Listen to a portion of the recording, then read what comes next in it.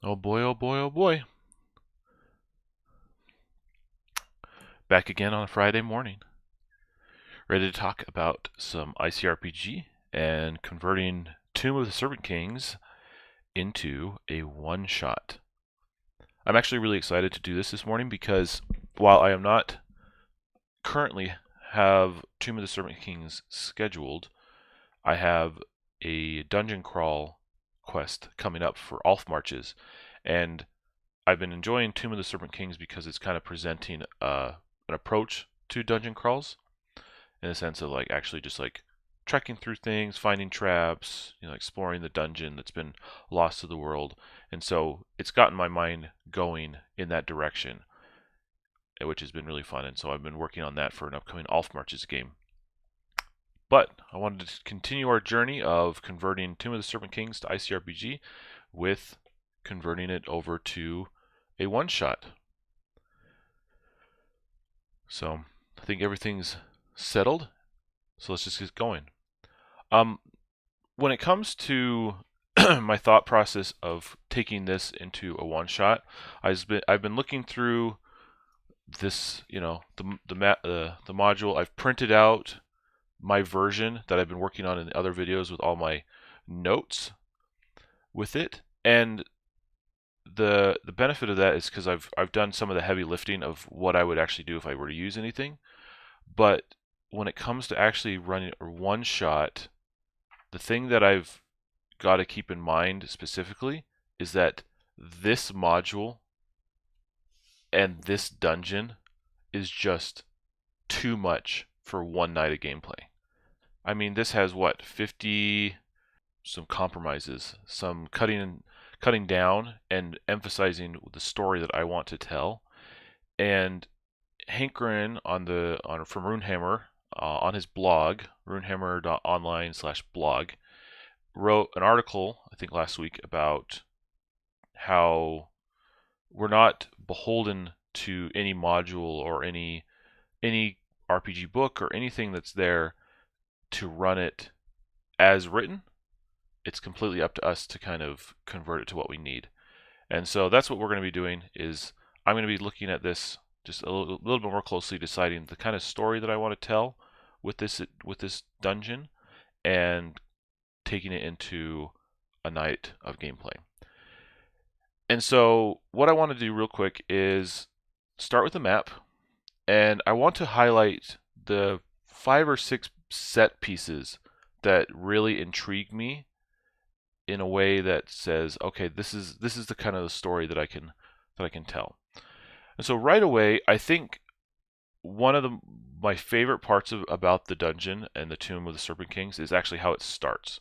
And this is kind of a given because of the nature of it, but this section here, the upper tomb, the false tomb, which starts from here and pretty much ends over here. Oh man, that's not a good view. Here we go. That's better. So this is the false tomb. Okay.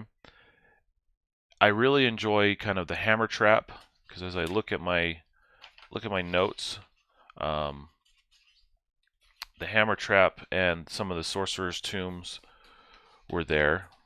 So I've got my notes over here that I'm just looking at as well. Now I got to think about this though in the terms of a one shot. I'm thinking, okay, 5 or 6 encounters, 5 or 6 rooms, 5 or 6 scenes, or whatever. And so I can't necessarily have the hallway as one scene, or I could, but if I'm trying to keep pace, having the hallway, each of the three, the sorcerer's tombs, and each of the scholars' tombs, and the guards' tombs, those are all kind of eating up into my game time for a night. So the thing that I would probably say is I would most likely reduce this down to, I would cut out these two and I would make one of these, a guard, and one of these the sorcerer. Okay? And I'd present it as like, here's a door, here's a door, and then there's, there's another direction. But I try to keep them all relatively in the same scene. And so that way it's like, okay, you can proceed down to this doorway, which is, we have our trap, and then we have our 2 guard tombs, which can introduce some treasure early on and there. Okay, so we've got a guard tomb, a sorcerer's tomb, and then we've got our trap. And I would pretty much run the door hammer trap as is, which means I've got, we've got a heart worth of effort here going on, and then we've got the hammer trap, which can be, it's a focus on dex and strength, and then we can use, wisdom to explore that option. So if we're thinking to ourselves, okay, room number 1 or scene number 1 is, entrance hallway,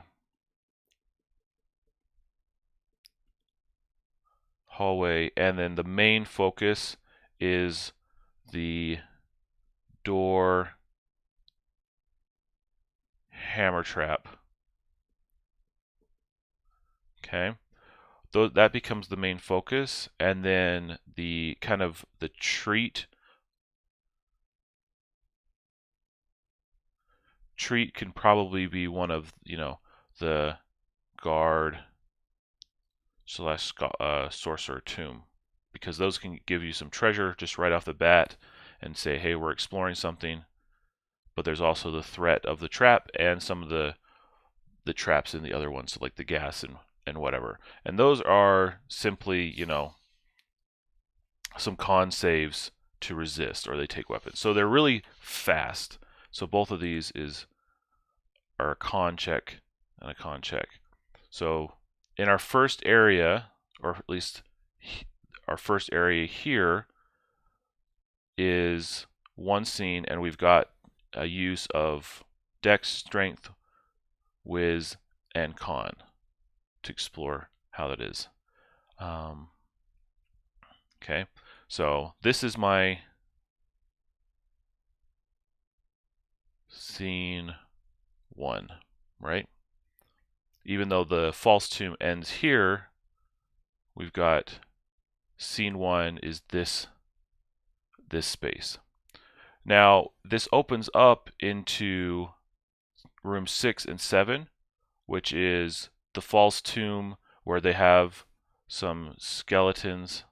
Let me draw a little skull kind of to deal with, as well as a secret passage, which could be fun, but I'm not sure if I necessarily want to include this right off the bat. And the reason for it is we could have these skeletons, but unless they're like Mookies, which are like just one and done hits, going from scene 1 with this trap and then straight into this kind of combat might slow us down. And so unless I have other things planned or I've reduced elsewhere, throwing in something like this could slow us down enough that I'm not going to be able to get as far as I want in a single night. So I'm going to think about this as a potential scene 2. Okay. Then we start entering into the upper tomb, which we talked about a little bit. And the upper tomb essentially goes from room 8 all the way to,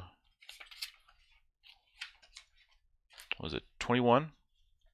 Yeah, so it kind of meanders through this big section here, this open area here, down through this chamber, through the like crevice or crevasse or giant chasm, that's what it is, all the way down to here, and then kind of stops. So we've got this kind of section here that is the upper tomb, and then down here is all in the lower tomb.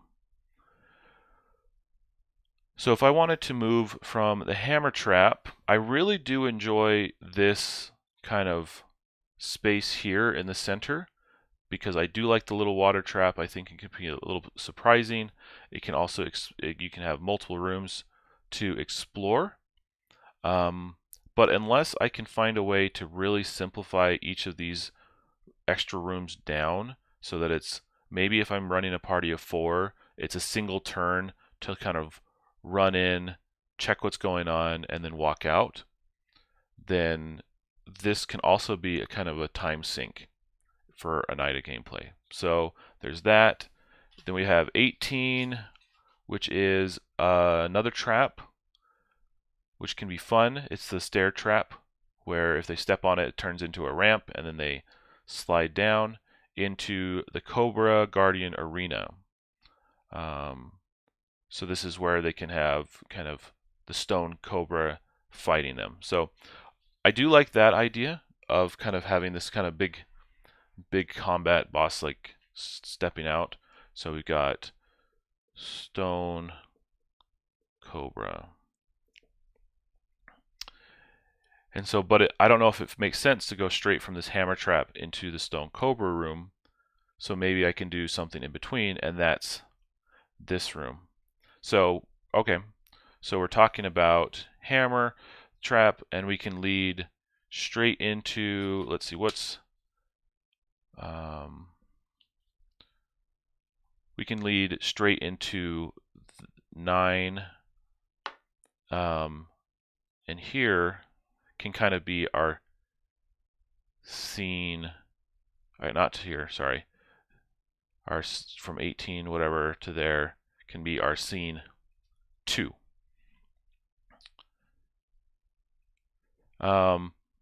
Yeah, so let's see, how can I convert this down into a single scene with where it is? So we've got 9, which is a hallway, and then there's a whiz check.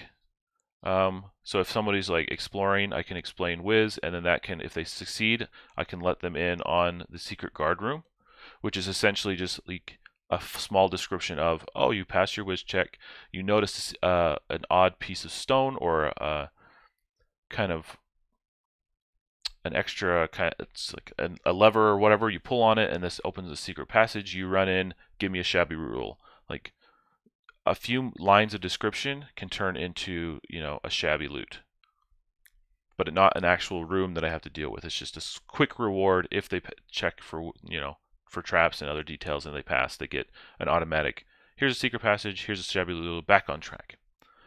That can all happen in a single turn. Then we've got the Atrium, which has the water and the mummy claws. So this is going to be my main space. And this is probably what I would show up on the VTT or on, I would describe on the table, is you enter from the dungeon trap, the hammer trap into this room. So they're entering here.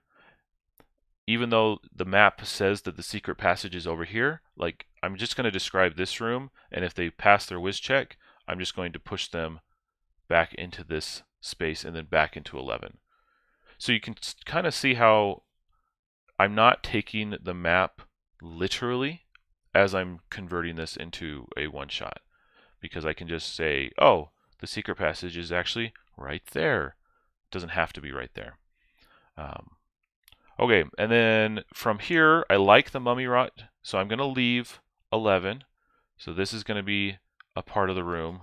And then 13, we've got 12 through 17 are essentially individual rooms where they can find things like number 12, there's a trap. Number 13 is caved in and they can hear a snake skeleton behind it. 14 has some ancient loot and what is it? Tomb of Frambuzanar? I don't know. And priest room, you got some extra kind of information. Unfinished tomb is you have nothing. They're just empty. And then you've got things like the secret passage down into this other area. So let's see.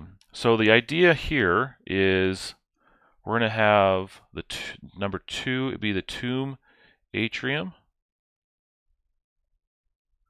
and the focus is going to be on the pool / mummy hands. And then the treat is going to be these extra side rooms that all kind of have a check. You know, they get a check and then a reward. Or if they fail, then they kind of, there's a trap or some kind of poison. So each one of these are going to be, this is the main room, this is the main treat and main threat, main focus, but I could describe, hey, there's 6 extra doors or whatever. And so if I have a party of 4 players, and each one of them goes in, does their check, they'll pass or fail, and then they come back out. At most, this is going to take, maybe 6 turns or 1.5 rounds to do exploring of all of these rooms. And so I could come up with, okay, door 1 is a con check, door 2 is also a con check, door 3, and I can just mark those off as, here's a door 1, 2, 3, 4, 5, 6, and as they explore them, I'll just check them off. So right now, again, we're still getting our high-level approach to this. This is obviously not enough detail to what I would run a session with, but this is kind of like prepping my mind for here's scene 1, here's scene 2, here's scene 3. Okay, then we've got scene 3, which is our stone cobra, and he is going to be dealing with, this is going to be our combat space. So we've got our combat here, and I'm going to just use the monsters, which looks like following, essentially you're fighting this ogre with a few extra actions. And so we've got our stone cobra combat, and we can take that. All right, so that's scene 3. Now scene 4, let's see. The chasm and the path is some some simple decks. It's kind of like moving from here, decks you kind of can move into 22, which and the dungeon barnacles, which kind of like block this off. So this is kind of like completely blocked off. So there's really no point in mentioning anything like this unless I'm trying to lead this into maybe a future adventure. So I'm just going to completely ignore that. So then we have our dex check of just kind of exploring the chasm and the path there. Oh, I forgot to say that there's these, stair trap. So I'll come back to that in a second. After combat, I can either just completely negate the chasm and go straight into this area, or what I can do is I can kind of describe that. And the thing that I like about the chasm is I do like that, one, it offers a little bit of a reprieve from the combat heavy focus, but I also find that chasm is really interesting. So I would probably end up making the chasm, and I know you can't necessarily see it in my writing in the black chasm area, but I would probably make this, round, 1 or 2 round scene. So this could be scene 4,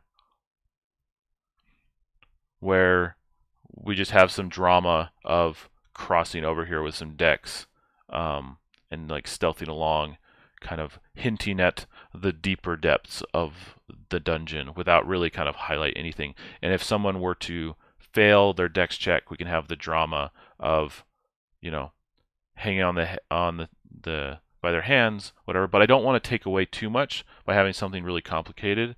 I just want to add a moment of reprieve, quote unquote, after a combat to kind of just cleanse the palate a little and before moving on into the next room. So we've got scene 4, and then we're into the lower tombs, which essentially goes from 22, which is right here, all the way to the end, which is 52. Yeah. Now, the question, because now that I'm getting kind of to the end of this preliminary pass of this thing, is okay, so we got also right here, we got stone, cobra combat,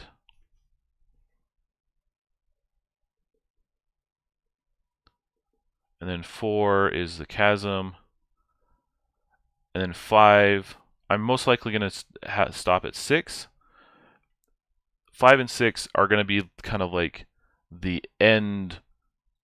What did they come to the dungeon for? And this is going to be, I think, the thing that's going to determine the most about the story we're trying to tell. And so within the lower tomb, we've got things like stone door, ceremonial room. There's, what is it? 25 is a pit trap. We've got the guarded halls. 32 is the summoning room, the succubus, shrine alcove. So I'm thinking to myself, this little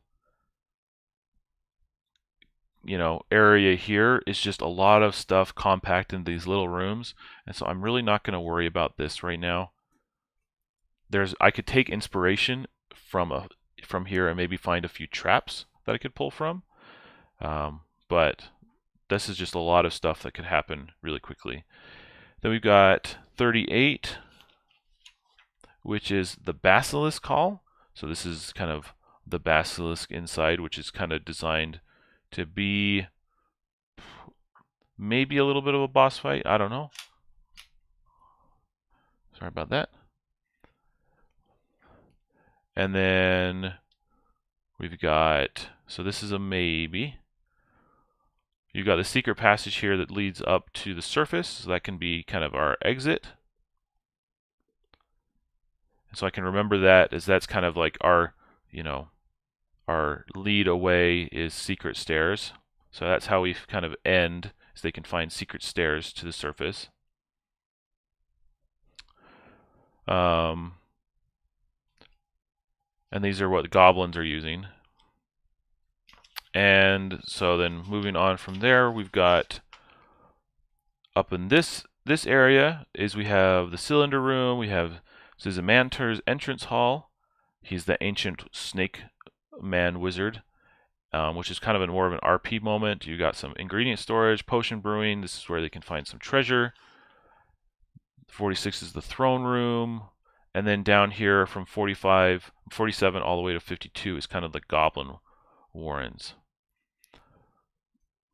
Okay, so I think the story that I want to tell is I want to emphasize the goblin warrens. So here, but I also want to have like this kind of side moment with the Zizamantars, the Snake King, Serpent King. So let's see. So for 5, I think what we can do here is perhaps take,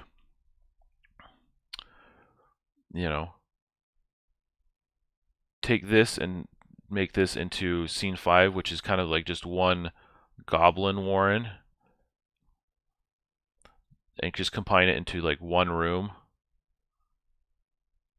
with these branching off, kind of leading to the stairs. And so we can either move from the scene 5 with a goblin warren, which goes to the stairs, or depending on how it goes, and we can lead into that, we can go to scene 6, which is Zizamantar's, throne room. And then it goes back to here and then back to the stairs and we call it a day. All right, so we've got scene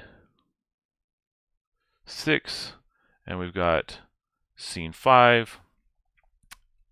So, yep, scene 1, scene 2, scene 3, scene 4, scene 5, potentially scene 6, and the stairs, which is the exit. Okay, so I've hacked up this map pretty good to write out kind of my thoughts for what I'm hoping for, and hacking this up to take a dungeon of 52 rooms, and converting it down into essentially 6 scenes. So let's set that. I'm going to set that aside and just have it off for me to look at, and we can open up the journal, which is where we're going to actually take some of the stuff that we've done and converting it into playable data. All right, so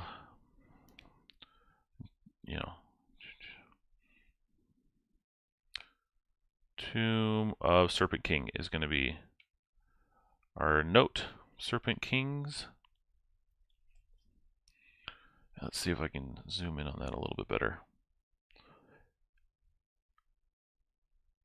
Hopefully this is making sense, but I'm really hoping that, if you guys are wondering, like, the goal I had again is just taking something that's just so massively overwhelming, and this is, by all means, this is I would consider this probably a medium-sized dungeon. I mean, obviously you can have mega dungeons and these huge modules with all this stuff, and there's like 40 scenes, and there's all sorts of stuff going on.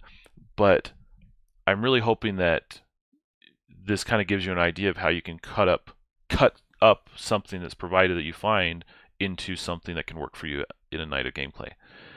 All right, so we've got the Tomb of the Serpent Kings, the Serpent Kings, and we're just going to start with kind of our GM moments. And so the first moment that they're having is the, entrance hall.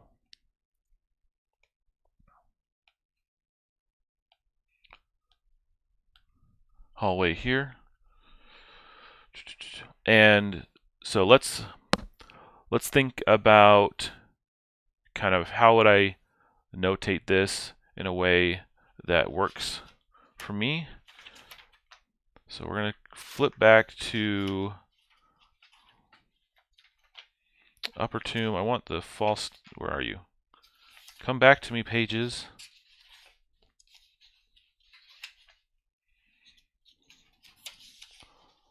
Okay, here we go.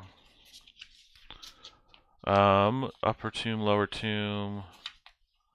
Sorry guys, my papers got all jumbled up. That's what you get when you print off like a module with like 20 pages, 30 pages. Anyways, it'll be fine. We'll put that up here. Okay, so the entrance hallway that I'm really looking for is, oh, here you are, is that we've got the entrance hallway. We can just kind of describe the hallway as we go in, and apologize, that's kind of lighting funny, but we can have the treat, and then we've got the threat, which is our little skull, and then we've got our timer, and that's kind of just setting the scene a little bit. So our treats are the tomb,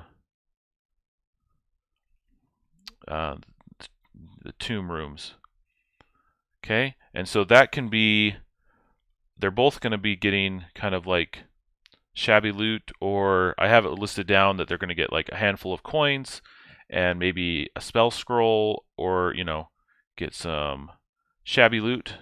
So we're going to say shabby loot, or and a spell. Okay, so that's kind of their treat, but they have to essentially just do con, check, or take weapon for each of those, because if the tombs are trapped with, you know, gas trap. Okay. And then the threat is the hammer trap.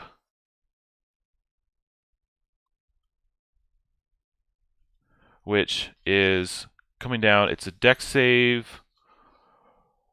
You know, so it's lifting up. When the bar is fully removed, a trap is activated. So the hammer trap is a dex save, or and if the dex save, or they. So I can do this. So dex to half damage, or fall to 0 HP. Okay.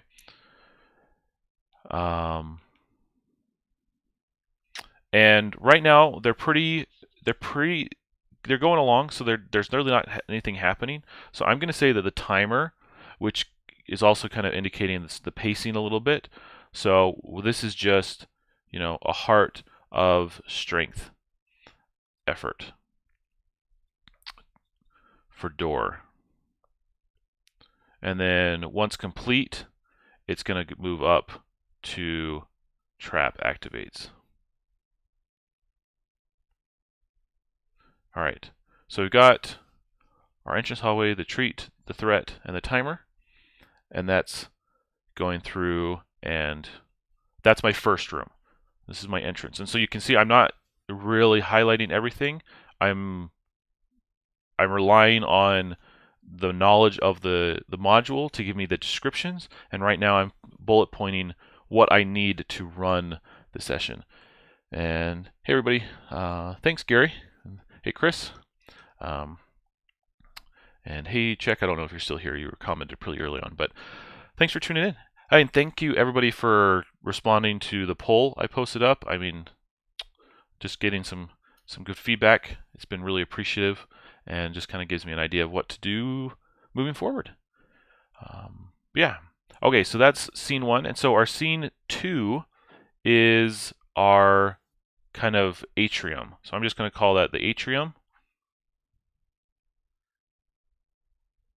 The atrium, and the point of that one was that there is the pool, and then there's some side rooms that they can go along. Okay, so what we're going to do here is that our treat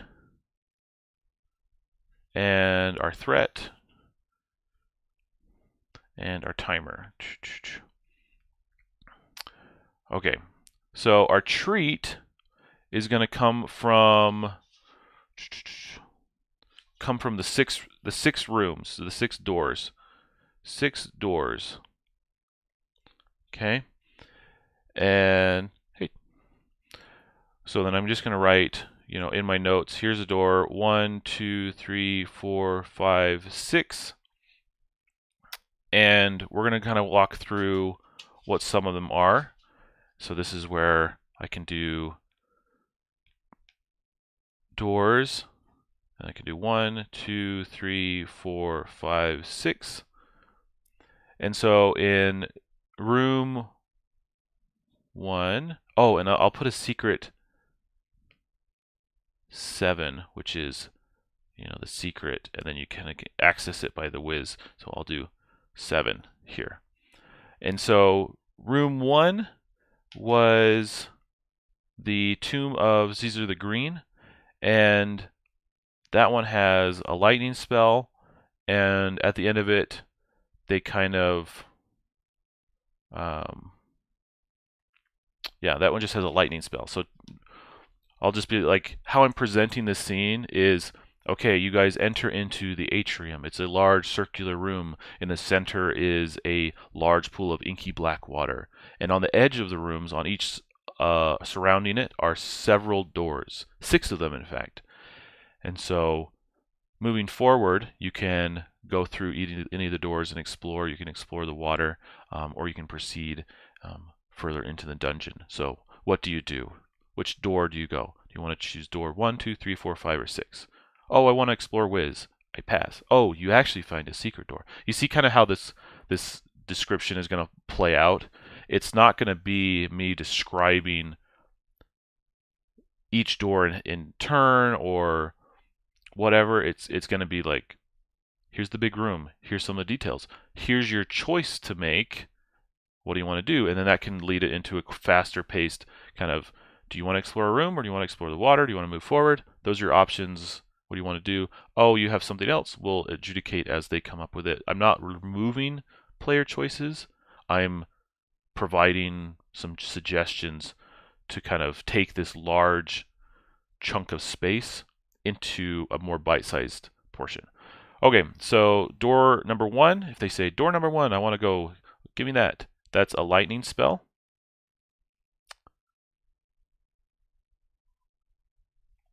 That's a lightning spell, and it can deal magic. There's in ICRPG there is a lightning spell, and Chris BGD has it, so he'll probably correct me if I get this wrong. But if I remember correctly, it's doing like, I think it's like just magic. It's just doing magic effort, but it can bounce between people. So I would say it just does, or I'm just going to say magic. Okay, magic damage as it blasts into whoever explores that one, and I would probably give it, you know, a dex or defense save for there. So door number 1, they're not really going to get anything. It's just like, baha, it's a lightning spell. Be wary. Then door number 2, but what I would probably do afterwards is just to make sure that they don't like feel gun shy about exploring some other rooms, I would probably also just kind of give them a handful of coins here. Then door number 2 has the snake skeleton kind of behind the thing.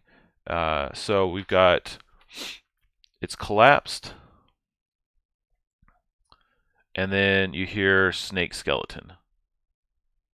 So they hear things, there's things about, it might be a challenge to move through, but here's the snake skeleton that you could potentially move through. Then door number 3 is Franzibar.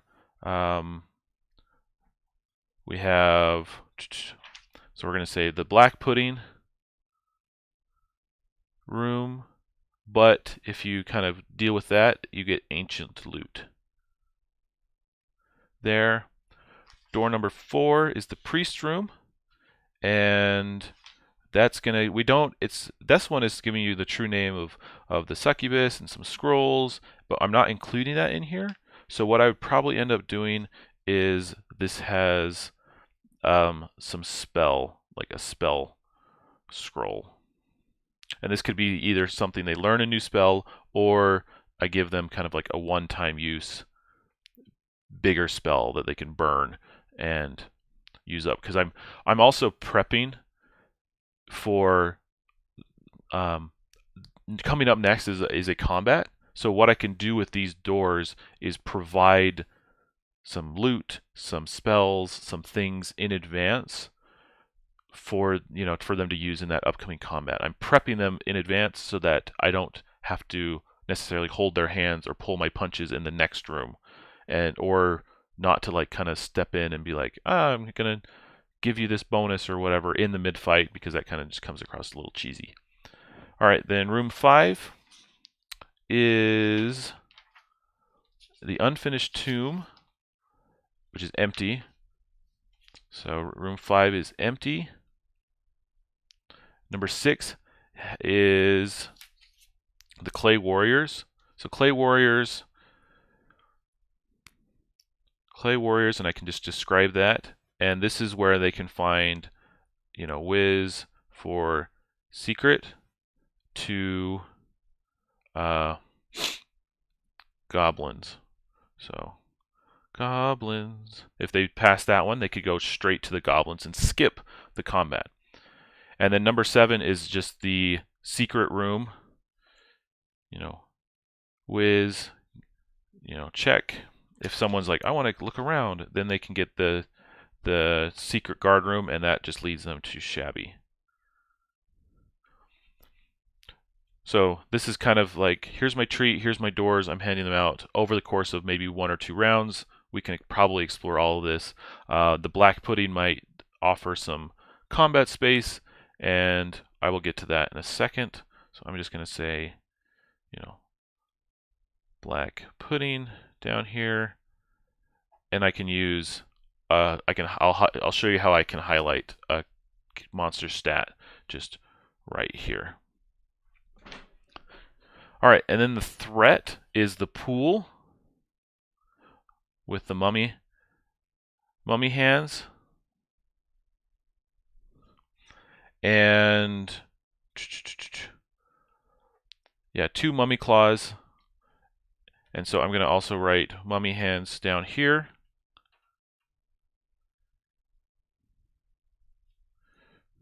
And we'll get to that in a second. And then the timer, I do want to have some kind of timer going on at this point. And so what I'll do here is a D4, and then we'll have a D4, and then D4 goblins appear. They're not looking to fight, but they will show up and then run to room, you know, to door 6. Okay. So maybe I can then have some RP moments with the goblins if they get the jump on them. They can also follow them to room 7, where all of a sudden they enter room 7 and they're in these clay warrior rooms. It's like the goblins have completely disappeared, and there seems to be no other, you know, there doesn't appear to be another door. You know, you came in the only entrance. And then they're like, well, how could they disappear? And then they start looking, and then maybe they find that secret passage. Okay. So there's our space for all of that. Now let's talk about the black pudding and the mummy hands. So let's grab. Okay, so I'm going to set that aside some more. The black pudding is just kind of like what I did in my notes when we were highlighting things. I've already done the work. So this is 2 hearts, you know, deals weapon. I don't even have to write deals, it just does weapon. And then attacks all near.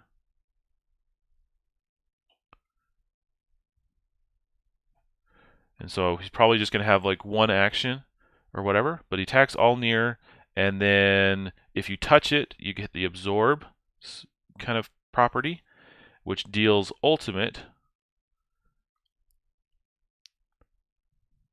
And then you can try, you can you know, save with Dex is ultimate, and then if he rolls a 18, 19, or 20, you know, destroy loot.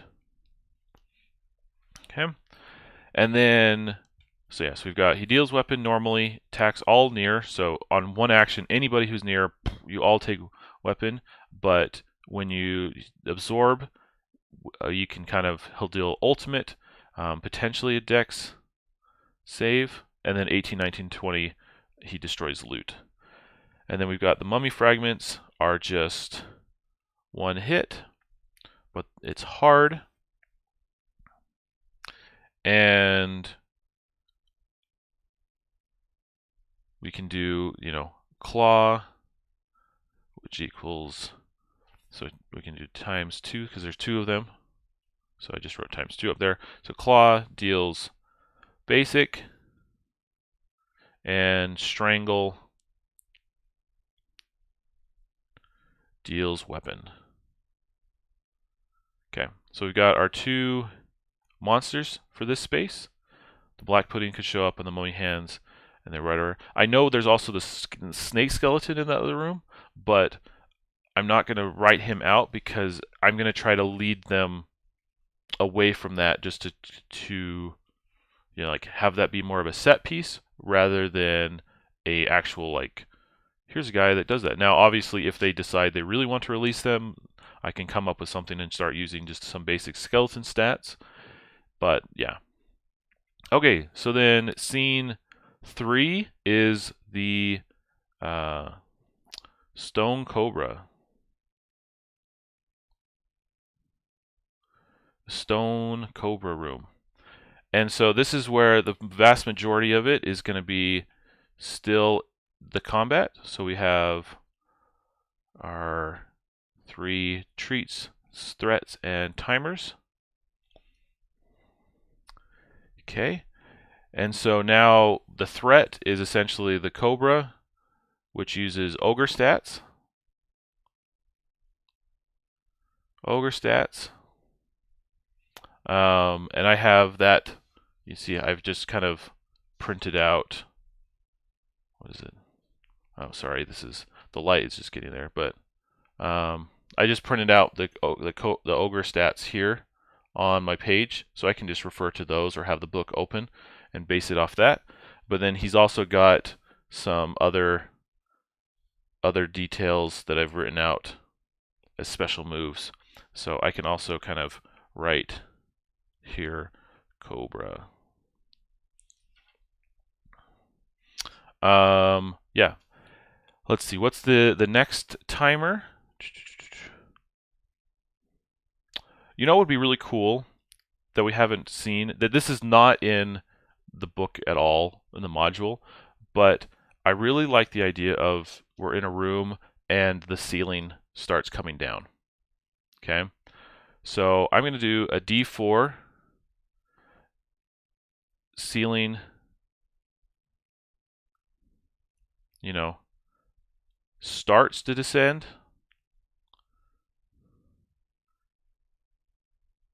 And then I'm going to say after that it's 4 rounds, you know, it's, you know, shut, smash, you know, whatever. So this way it can be between 1 and 4 rounds before the ceiling begins to descend, and then in 4 rounds it will completely shut. So this guarantees that my combat is essentially anywhere between 5 to 8 rounds. And this, so like as it gets closer, the Cobra is fighting, and then as it's about to clutch, he like slithers away into an alcove and hides there while it smashes everything, and then he's pretty much done. So 5 to 6 rounds at all, and then we're done. And then the treat, let's see what some of the treats can be had. Let's see, the upper tomb, there.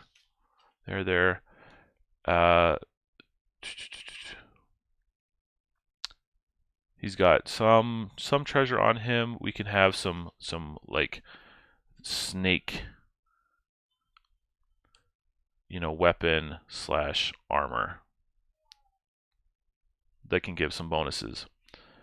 Okay, gotta wrap this up. So we've got our Cobra here, which is just ogre stats, which is like 4 hearts. You know, he's got +8 strength, +4 weapon, 2 actions. And then he's got his stats here, and then he's got things like the shield draw,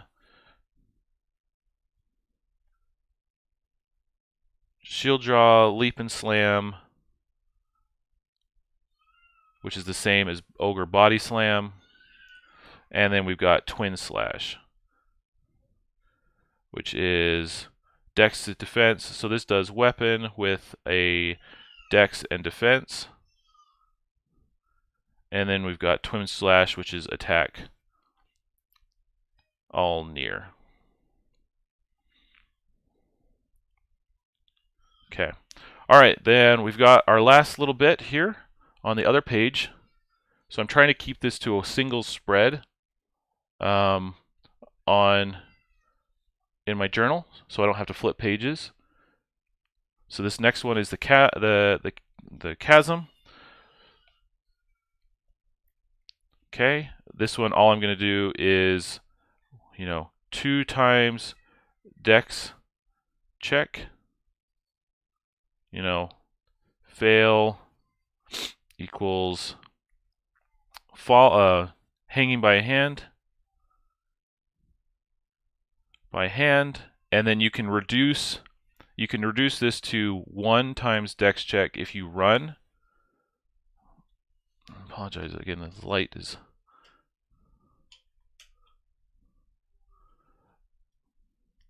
you can reduce it down to 1 dex if you run,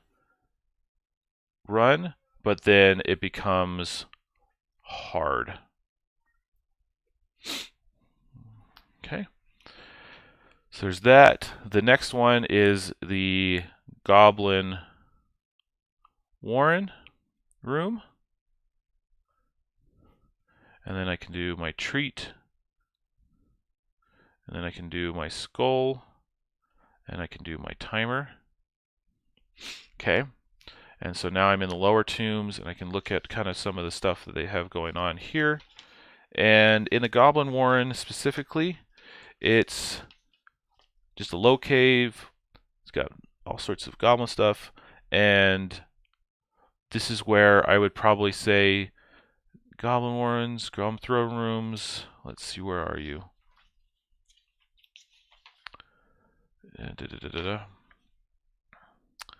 Goblin Details.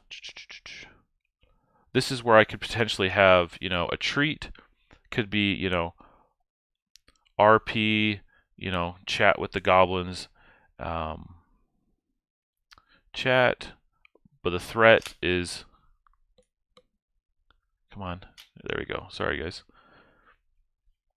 The treat, and then some extra loot. But RP chat kind of see some of the things but these ones are what is fungus goblins, so you can see that they're there. Maybe you can turn them into allies and help figure out what's causing the fungus on the goblins. But the threat is really that there are a lot. There's a lot going on. So what I'm going to probably do is, 2d6 goblins appear each round. And the timer is, we're going to roll a d4. The Goblin King loses patience or is hungry, and then that kind of sets off the attack. Okay, but also the other treat they can get is they can find Zizamantar, which we can lead into that one.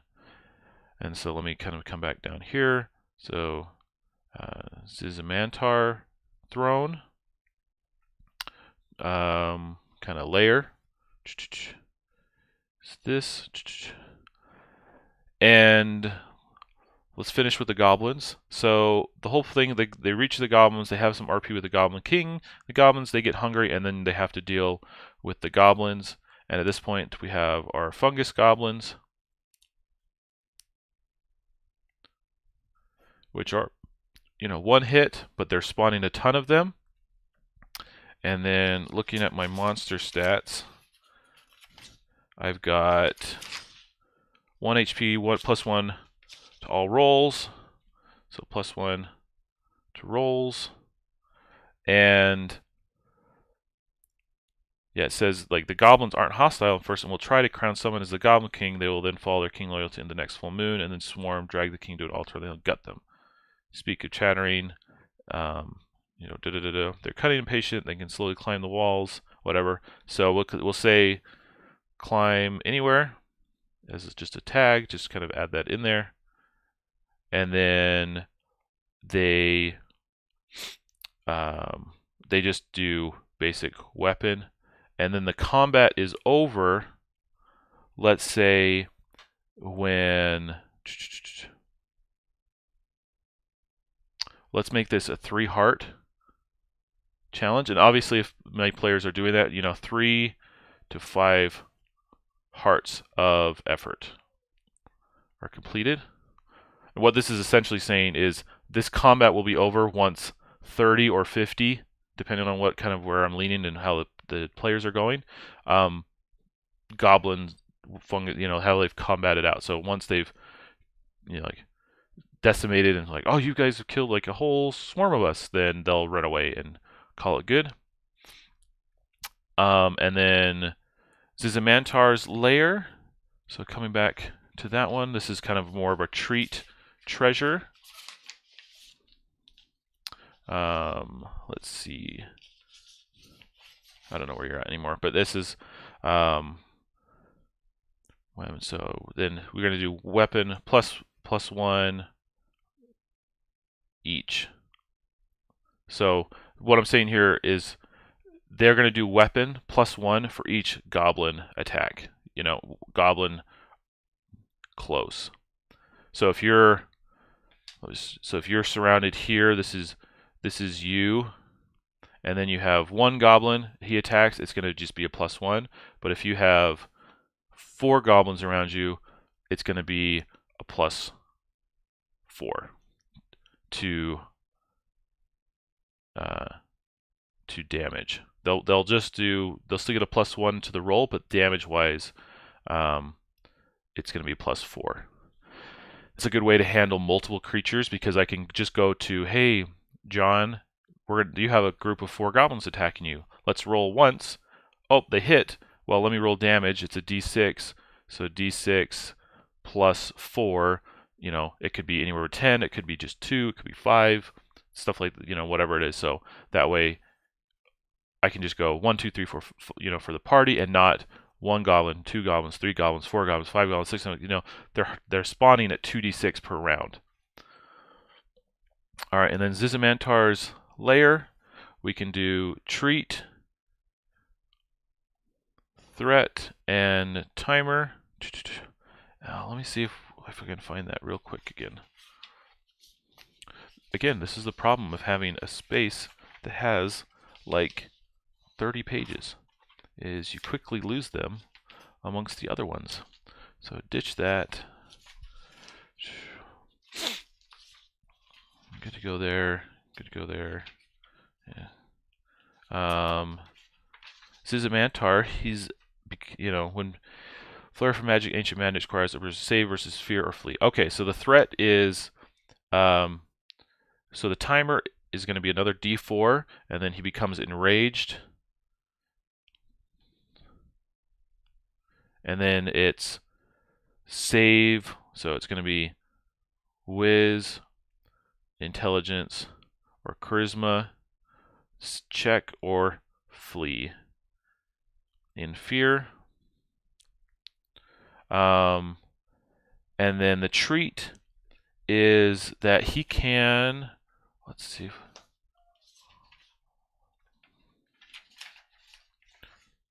Oh, sorry guys. Yeah, we're just going to say we're going to give him some like ancient loot plus some rare ingredients. And he can definitely give a clue about any other kind of adventures we've got going on in the campaign. So we can ancient rare ingredients, and then he can give some clue. And then the threat is that, you know, he is a pretty powerful spellcaster. So the threat is Zizamantar's, and I'm going to just use the stats from the module for him. Okay. Stats. Okay. Whew. I try to keep these to an hour, so we're just about out of time. but I hope you can see kind of where I've ended up with. So we've taken this module, Tomb of the Serpent Kings, which is a fantastic module. Gives a lot of good information and good prep. And man, a pile of papers this thick, and turned it into a spread in my journal. And yes, I totally recognize that some of my handwriting and whatever is a little messy, and I could do better at spacing. But this has given me a night of gameplay. And so just in review, our players are going to come into the Tomb of the Serpent Kings. They're going to start in the entrance hallway, and they'll be able to enter into that hallway. They'll see a few side rooms that they could then explore. If they explore them, I'll ask them for a con check, and if they pass, they will get some loot. But if they fail, they'll take some weapon damage, which from the gas trap. They'll still get the loot, but they'll take some damage there. Then there, at the end of the hallway, is a locked room that they can do a heart worth of effort with strength to open the door. And once they do, everybody in the room can save with dex to dodge and half the damage. Or if they fail, then they drop to 0. And so room 1, there could be some people that drop. It doesn't kill them outright, but it could drop them to 0, and they can use that. Next up is our atrium. Following after that is we have a large room with a pool in the middle and six doors surrounding it. In D4 rounds, we roll a timer, and a small group of goblins will appear and then rush away into a secret passage. But in the meantime, if they explore the pool, some mummy hands will come out and try to attack them. It'll be hard to hit, but they're just kind of little one hit will good, and then they can spend some time exploring the extra rooms and getting some extra loot. But they'll have to deal with things like the lightning spell. They get some snake skeleton clues, potentially a black pudding, but some ancient loot, a spell scroll, which is either a limited use or an actual spell that they can learn. The clay warrior leads to the secret passage, which allows them to bypass the stone cobra room combat, and then they might be able to also find the secret guard room, which can give them some shabby loot. Then we've got our stats down here for our black pudding and our mummy hands. Then we've got our stone cobra, which is our big ogre boss fight in the arena, with his stats plus some extra moves. And we've got a timer of D4 before the ceiling falls down, and then after that we have 4 rounds before it's shut, so that combat will last no more than 8 rounds there. We got a little palate cleanser of the chasm to just give a quick dex check and then add some drama in case anybody fails. Our scene 5 is our Goblin Warren, which is an opportunity to RP with the Goblin King, find out kind of what's causing the fungus to happen on the goblins. But after a timer, the Goblin King loses patience, gets hungry, and calls for the attack upon the players, which then leads into a big swarm fight, where after they complete 3 to 5 hearts worth of effort of attacking the goblins, they'll clear out, and then they might also be able to find Zizamantar's lair to kind of reach into his knowledge before he scares them off, and then they finally secret stair exit. Okay, and they probably, when the goblins run off, that's when they find the secret stairs. Goblins run off. And that's pretty much it.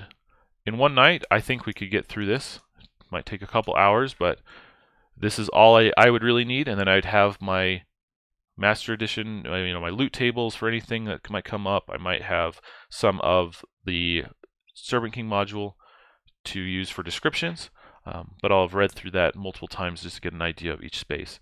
And that is my Tomb of the Serpent King one-shot. I hope that was helpful to see that kind of being distilled. And so I will look forward to chatting with all of you guys next time. Thanks.